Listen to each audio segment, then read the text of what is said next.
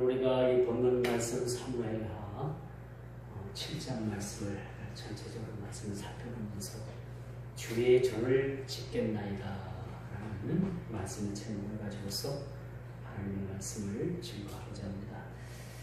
이제 언약궤가 다윗성의 안치가 됐고 정치적으로나 신앙의 중심지가 됨으로써 여호와를 그런 중심으로 하는 신정적 왕권 정치가 그렇게 이루어지고 그야말로 나라는 태평성대를 이루고 있다라고 말씀을 드릴 수가 있습니다. 오늘 본문에도 보니까 여호와께서 주위의 모든 원수를 무찌르사 왕으로 궁에 평안히 살게 하신 때에, 그렇죠? 이제 평안이 나라에 찾아들게 된 겁니다. 다윗성에 법궤도 들어왔고, 비록 장막에 그 법궤가 거했지만은 그 이스라엘 나라는 정치적으로나 경제적으로나 모든 면에서 그렇게 안정을 찾아가고 있었다. 지금으로 말하면 나라가 태평성대를 그렇게 이루고 있었다는 것을 우리가 보게 됩니다. 그런데 이렇게 태평성대를 이루면서도 늘 다윗의 마음 한편에는 아쉬운 마음이 있었어요. 그리고 하나님에 대해서 미안한 마음이 들기도 했습니다. 왜 그런가? 자기는 백향목 그런 궁궐에서 살지만은 하나님의 법궤는 그저 초라한 장막에 있었다는 거죠.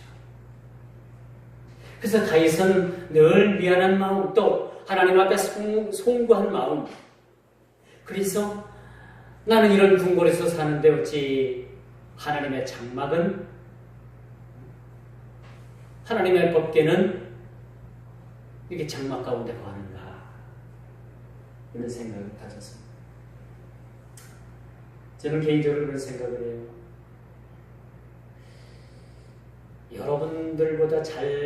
여러분들보다 사는 집보다 저는 교회가 좀 더 보기가 좋았으면 좋겠어요. 그렇죠? 제 생각인지 모르겠지만, 제가 목사라서 그런 생각을 할지 모르겠지만, 저는 제가 사는 집보다는 교회가 훨씬 더 좋고 더 머물러 있고 싶고 그런 생각을 합니다. 이게 뭐 비단 제 생각이라면 제 생각에서 끝날 수도 있고, 또 여러분 중에서도 그런 마음들을 가지고 계신 분들이 있다면 참 고마운 일입니다. 저희가 시골에서 교회를 지었는데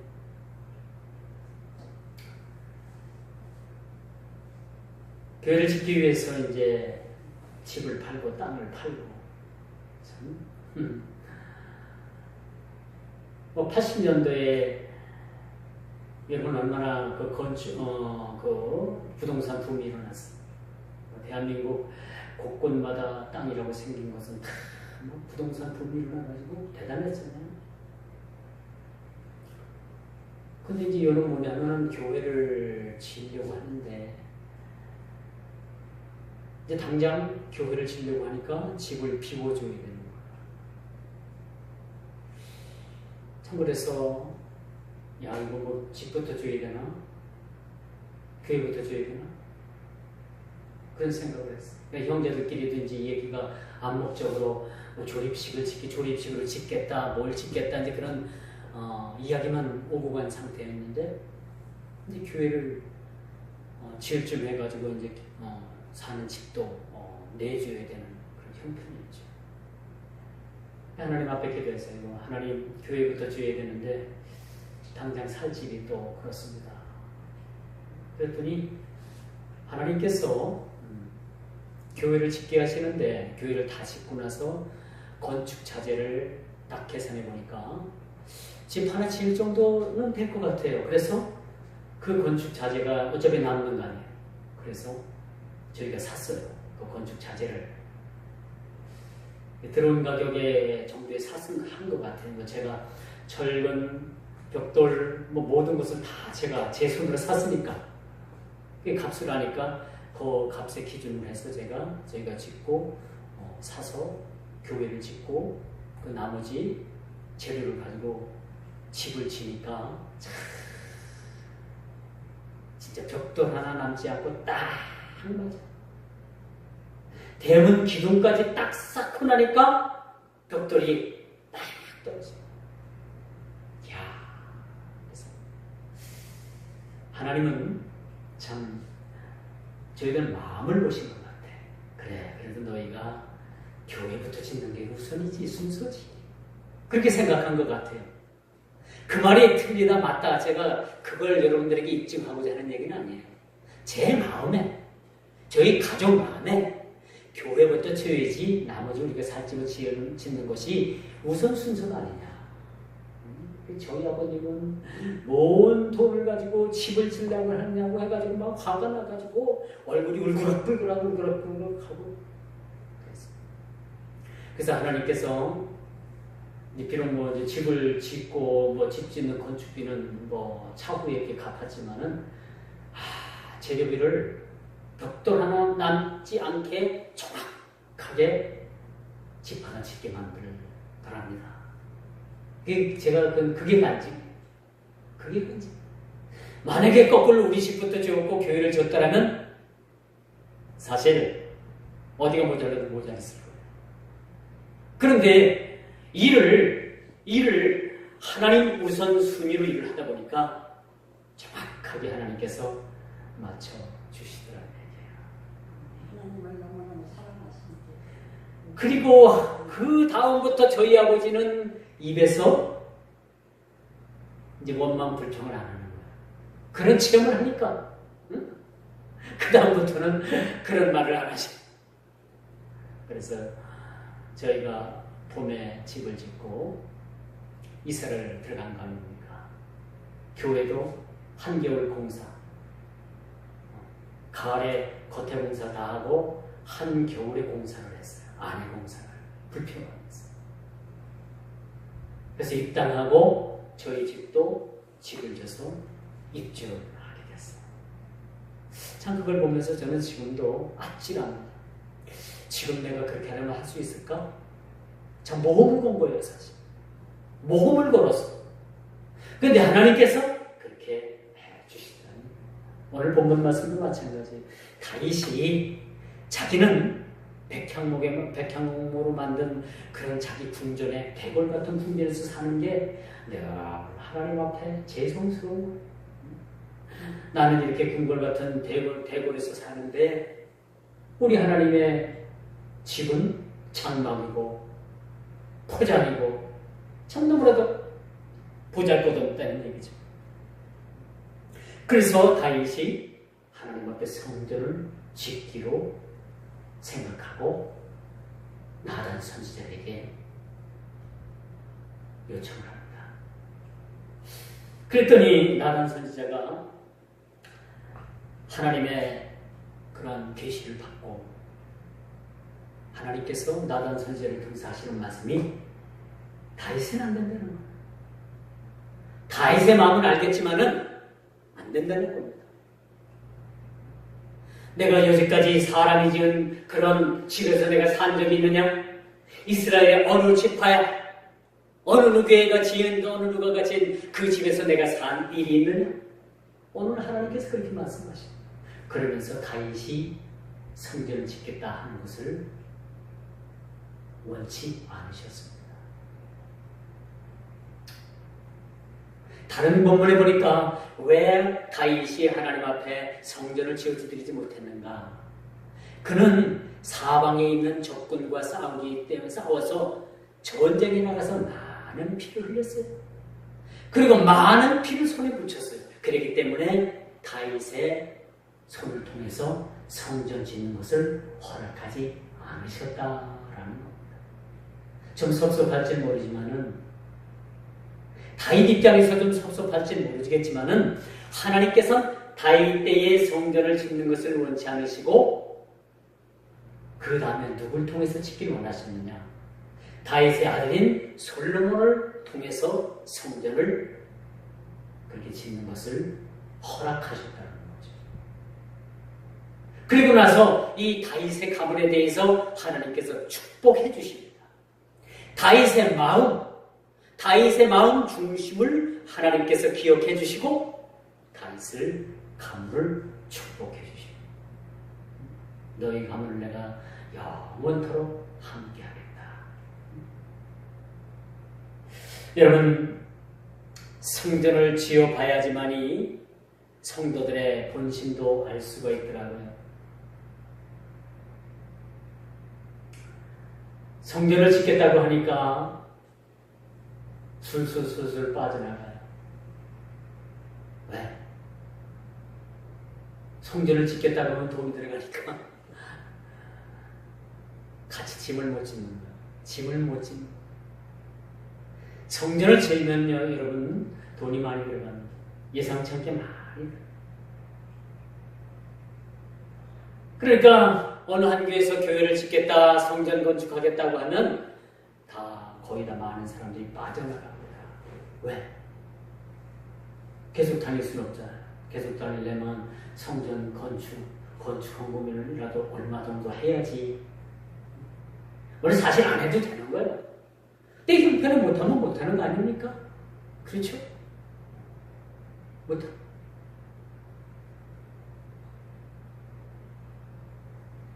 근데 성전 건축을 해보니까 이 성도들의 마음을 알겠더라고요. 그렇구나.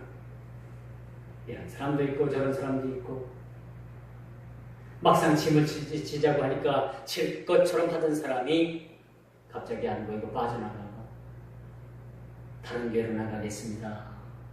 그렇게 해서 나가는 사람인데, 오늘 다윗은 자기 자신이 백향목 궁에 거하는 그 자체가 참 심적으로 많은 부담이 있었을 거예요. 자기는 그런 의리의리한 그런 성전에, 그런 왕궁에 살면서 하나님의 장막은 그렇게 천막 속에 있어야만 되는가, 이런 상당한 그런 마음의 심적 부담을 가지고 있었던 것이 확실합니다. 그러나 하나님은 다윗을 통해서 짓는 것을 원치 않으셨죠. 사람의 손으로 지은 성전이 하나님께는 필요치 않다는 하나님의 뜻을 분명하게 전달하게 됩니다. 어느 나라 어느 민족에게든지 여러분, 태평성대를 이룰 때 여러분, 나라가 더욱더 부강하는 나라가 있는가 하면요, 자, 이쯤이면 됐다, 이제 우리가 먹고 살만하다, 그럼 먹고 마시고 붓고 한번 놀아보자, 즐겨보자, 그런 개인도 있을 뿐만 아니라 그런 나라들도 많이 있습니다. 우리가 수년 전에 IMF를 맞이했어요. 근데 여러분, 아르헨티나라는 나라가 또 IMF를 맞이했더라고요. 그 나라 백성들이 얼마나 어려울까. 얼마 전에 그리스가 IMF를 맞아가지고 그렇게 나라가 어려웠는데, 이제는 IMF를 졸업을 했다고 하지만 그리스라는 나라는 여전히 지금 경제적으로 어렵고 힘든 그런 과정에 산다고 합니다. 여러분, 이렇게 태평성대에 다윗이 참 하나님 앞에 인정받을 만한 그런 믿음의 신앙을 가졌다는 것은, 이렇게 태평성대, 나라가 이제 통일되고 주변에 많은 까부는 국가들도 까불지 못하도록 그렇게 조치를 취했고, 나라가 정치적으로나 경제적으로나 사회적으로나 모든 면에서 태평성대를 이루고 있다면 왕이 자칫하면 잘못 생각을 할 수도 있어요. 야, 이쯤 되면 나도 우리도 한번 힘을 써보고 한번 우리도 인간답게 한번 살아보자, 그런 생각을 할 수도 있을 거예요. 그래서 이제 우리는 하나님 없이도 한번 해볼 수 있다라는 생각을 가지고 움직였을 수 있을 거란 말입니다. 그런데 다윗은 전혀 그렇게 하지 않았다는 겁니다. 더욱더 겸손했고, 오늘 말씀에서도 보니까 성전 건축하는 것을 거절당했어요. 그리고 나서 하나님께서 뭐라고 이루게 주시느냐, 너를 통해서는 못 지겠지만 너의 자손을 통해서 성전을 건축하게 하겠다라는 약속을 하게 되는 것이죠. 그리고 다윗은 그 하나님 앞에 말할 수 없는 감사로 하나님 앞에 나아가게 되는 것입니다. 이걸 보면 다윗이 얼마나 하나님 앞에 참으로 합한 왕인가라는 것을 우리가 생각하게 되죠. 사도행전 10장 23절에 보니까 헤롯이 영광을 하나님께 돌리지 아니하고는 고로 주의 사자가 곧 친히 충이 먹어 죽으니라 라고 말씀합니다. 헤롯 왕이 주위의 사람들이 이렇게 부추겼더니 마치 자기가 하나님이 된 양 그렇게 우쭐대다가 그 몸속에 충이 들어와서 헤롯 왕이 충이 들어와서 그 몸을 갉아먹음으로 왕이 그 자리에서 죽게 되었다는 말씀을 우리가 사도행전 12장 23절에서 찾아볼 수가 있습니다. 이건 겸손하지 못합니다. 다윗을 우리가 보게 됩니다. 다윗은 모든 면에서 이제는 완벽하리만큼 모든 그런 그 국가의 모든 기관과 모든 부서와 백성들과 더불어서 태평성대를 누리고 있었을 즈음이라고 우리가 볼 수가 있습니다. 이런 상황에서 야 이제 우리는 하나님 없이도 한번 해보자 그런 마음이 아니라 자기 자신을 돌아보고 궁을 돌아보고 어디를 돌아봐도 하나님께서 그 장막 가운데 거하시는 것이 자기 마음속인 것이 부대결한 거예요. 자기 마음에 늘 그것이 부딪히는 거예요.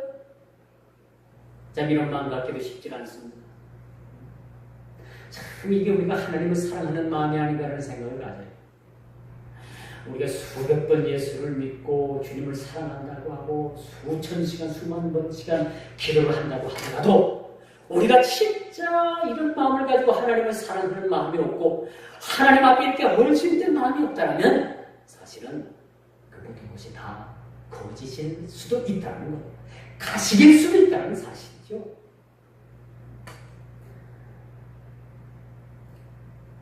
헤롯은 자기 착각에 빠진 사람이었습니다.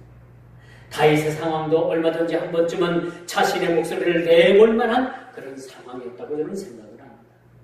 그러나 오히려 다윗은 이 일을 통해서 더욱더 하나님 앞에 겸손한 마음을 갖게 되는 거죠.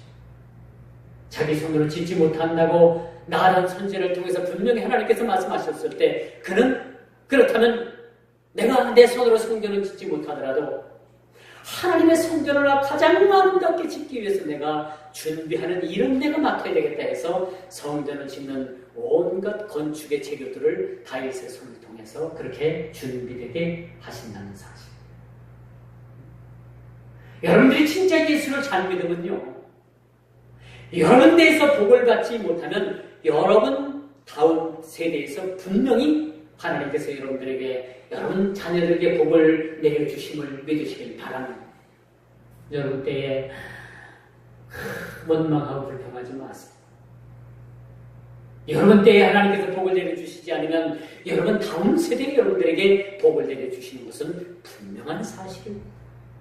하나님은 쉬운 대로 거두게 하십니다. 제가 여러분들에게 자주 말씀드리지만 여러분들이 하나님 앞에 인색하게 하면 하나님도 여지없이 여러분들에게 인색하게 하십니다.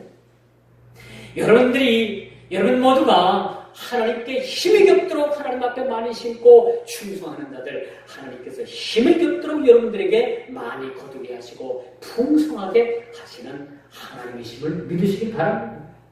여러분들이 그것을 경험하고 있지 않습니까?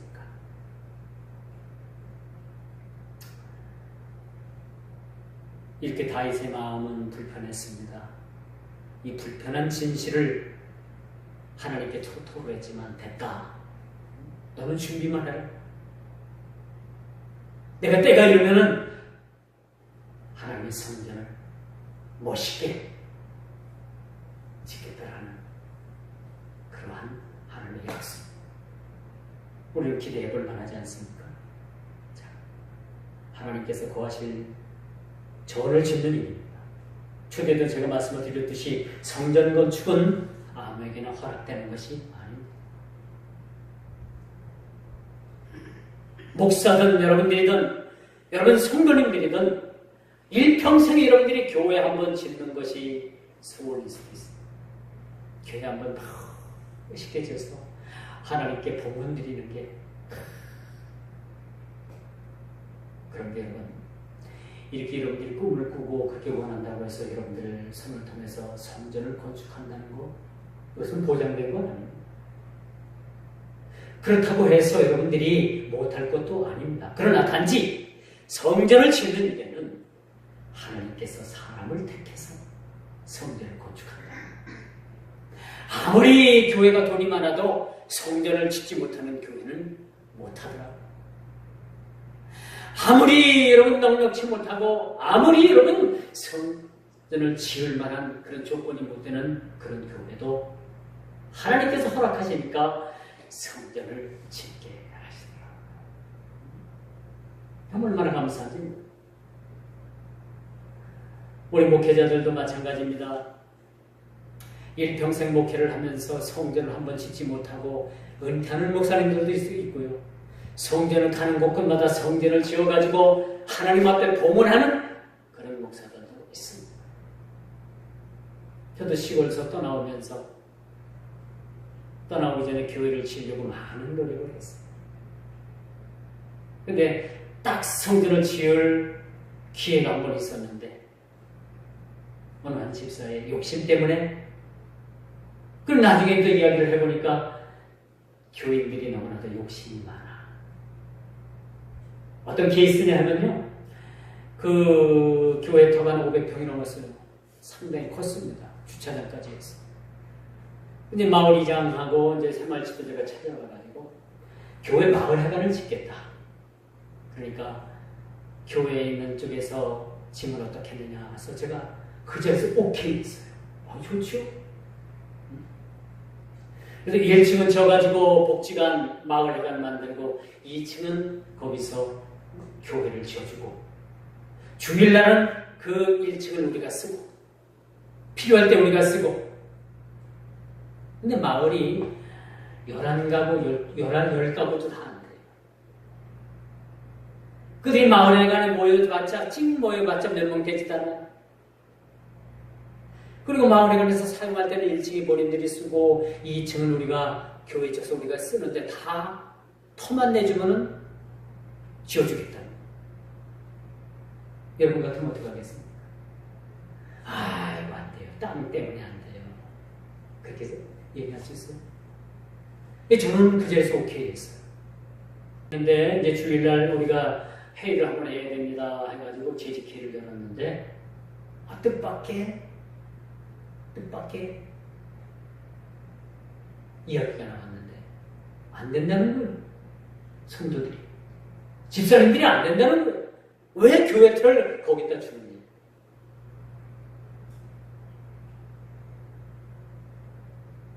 그래서 제가 그러면 이야기하지 맙시다. 없는 얘기를 합시다. 그래서 없는 얘기를 했어요. 얼마나 기회가 좋았습니까? 잘 살고요. 뭐 모두가 다 반대를 하는데 안 되더라고요. 모두가 반대를. 거의 다는 아니지만 거의 다가 반대를 했어요. 그래서 제가 뜻을 접었습니다. 그렇게 해서 한번 교회 질 기회가 있었는데 못 졌죠. 지금까지 못 짓고 있잖아요. 그렇게 해서 지금은 마을 사람들 서로 만나고 얼마나 좋아요. 그렇죠? 만나고 주일날은 우리가 거기 식당도 사용하고 홀도 사용하고 얼마나 좋아요. 교회는 누구의 것도 아니고 뭘 갖다 짓는다 하더라도 계획이 아니잖아요. 얼마나 좋아요. 그런 케이스를 놓쳤습니다. 사람들의 욕심이 들어가면 그렇게 됩니다. 이 욕심이 들어가면 사람 그 앞을 내다보는 그런 눈이 가려지는 것 같습니다. 그래서 놓쳤습니다. 아쉽죠? 이야기가 조금 사이를 흐른 것 같아서 좀 그렇습니다. 이제 오늘 본문 8절에서 18절을 보십시오. 오늘날 여러분 다윗의 가문을 하나님께서 대대토록 축복하신다. 이런 다윗의 마음을 아시고 하나님께서 다윗의 가문을 축복해 주시는 겁니다. 여러분 오늘날 깨어지는 가정들이 얼마나 많습니까? 이혼율이 얼마나 많은지 몰라요. 그것도 IMF를 우리가 맞고 나서 가정경제들이 흔들리니까 그 IMF 이후에 수많은 가정들이 이혼, 이혼, 또 이혼을 했다고 합니다. 요즘들은 뭐 성격 차이다, 환경 차이다, 뭔 차이다 해서 요즘도 여러분 이혼하는 가정들이 얼마나 많은지 몰라요. 세 가정의 한 가족을 꾸리 이혼하는 가정이에요. 참 대한민국이 지금 어디로 흘러가야 될지 모르겠어요. 너무나도 그리고 엊그제 또 뉴스에 또 보도가 되기를 부부가 살다가 이혼을 하면 그동안에 들어갔던 연금이나 보험이나 모든 것을 다 반씩 나눠야 된대요. 그 자리에서 나눠주는 법이 며칠 있으면 통과가 된답니다.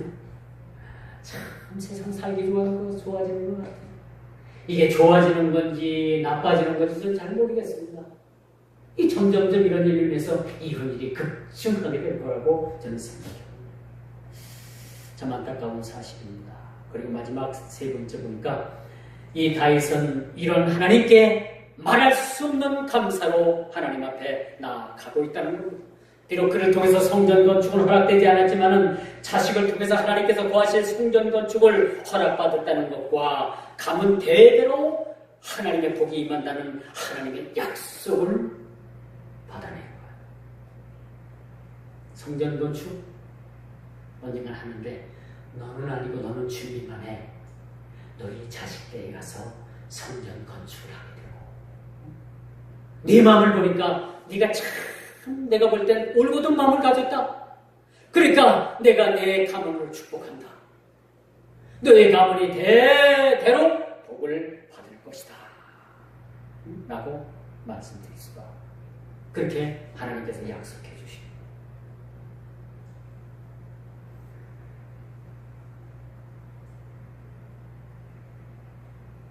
하나님께서는 이런 약속을 하시면서 실로에서 오신 예수 그리스도를 그렇게 표해주고 있습니다. 다윗 가문과 다윗의 가정과 하나님께서 그렇게 함께 하시겠다고 약속하신 것은 실로에서 그분이 오실 때까지의 약속을 그렇게 해주고 계십니다. 다윗의 가문을 통해서 누가 옵니까? 예수님께서 이 땅에 오시게 됩니다. 이 다윗의 가문을 통해서 약속하신 이 약속은 실로에서 예수 그리스도께서 오실 때까지의 그런 약속을 하고 계신다는 그런 사실입니다.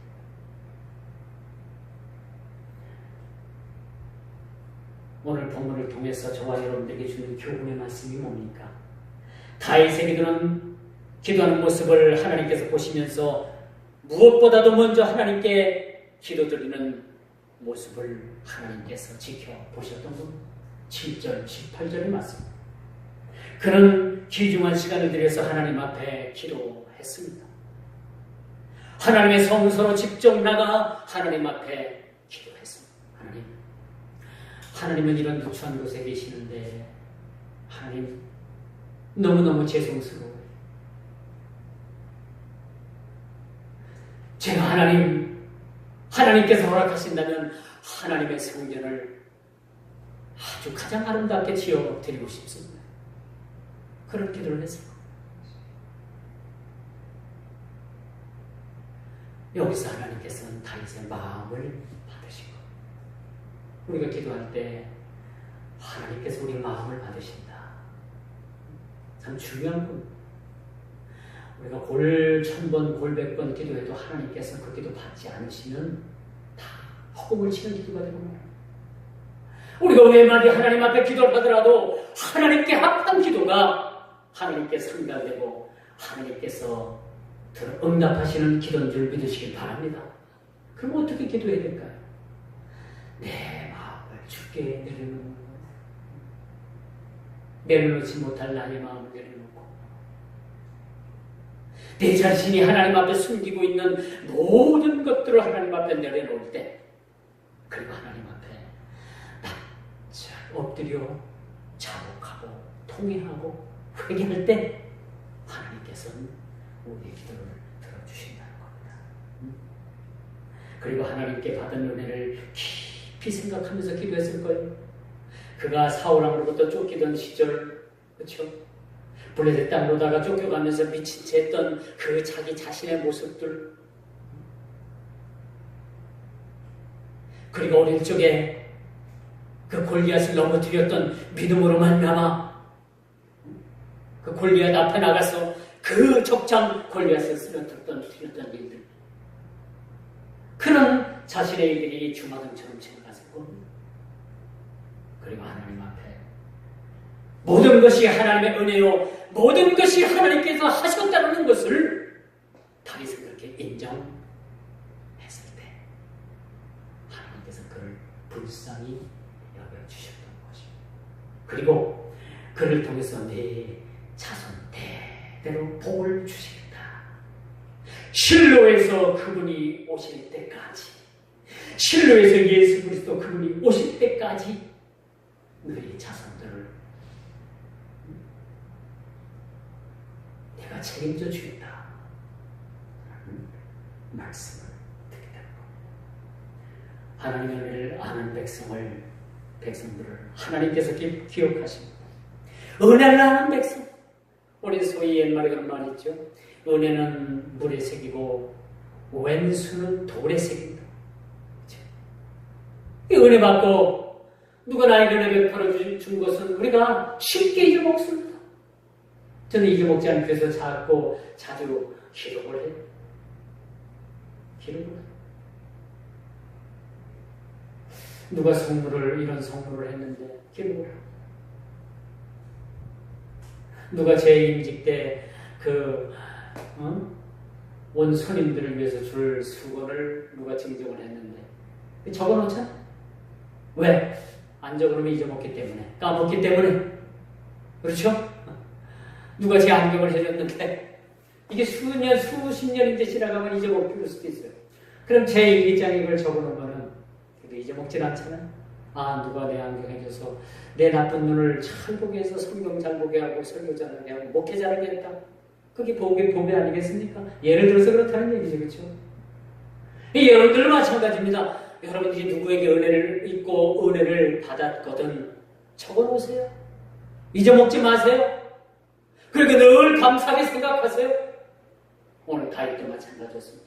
하나님의 은혜에 그 은혜를 까먹지 않고 그 은혜에 감사했던 거예요. 이런 마음을 하나님께서 그 다윗의 마음을 보셨던 겁니다. 받은 바 은혜를 감사하면서 하나님 앞에 기도했다고 18절에서 21절 이렇게 말씀을 합니다. 받은 바 은혜에 감사한다는 삶. 그리고 오직 나는 아무것도 아니라는 고백 속에서 주님께 나아가기를 원하고 있다는 사실. 내 자신은 아무것도 아닙니다. 그저 주님의 은혜가 아니면 내 자신이 주님 앞에 나올 수도 없고, 아무것도 아닌 그런 건불가도 같고 지푸라기도 같은 내 인생입니다. 하나님 나를 불쌍히 여겨주소서. 이와 같은 모습으로 주님 앞에 나아갔을 때 하나님께서는 말할 수 없는 은혜로 다윗을 그렇게 바라보고 계셨다는 겁니다. 여러분, 우리라고 다윗처럼 그렇게 살지 못할 일이 없습니다.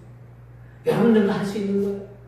제가 다윗처럼 꼭 여러분 다윗처럼 되십시오. 그렇게 설교한다는 그 설교는 조금 저급한 설교예요. 여기서 한 차원 더 나가서 우리도 얼마든지 주님 앞에 그렇게 살 수 있고, 우리도 얼마든지 하나님 앞에 그런 합한 삶을 통해서 하나님을 기쁘시게 해드릴 때 하나님은 우리를 통해서 영광 받으시는 하나님이신 줄을 믿으시고, 우리 모두도 다 은혜 아니면 가능치 않고 은혜 아니면 모든 것이 가능치 않다라는 그런 고백을 우리 주님께 드릴 수 있는 저와 여러분들이 되기를 주님의 이름으로 축원하면서 말씀을 맺도록 하겠습니다. 기도합니다. 아버지 하나님,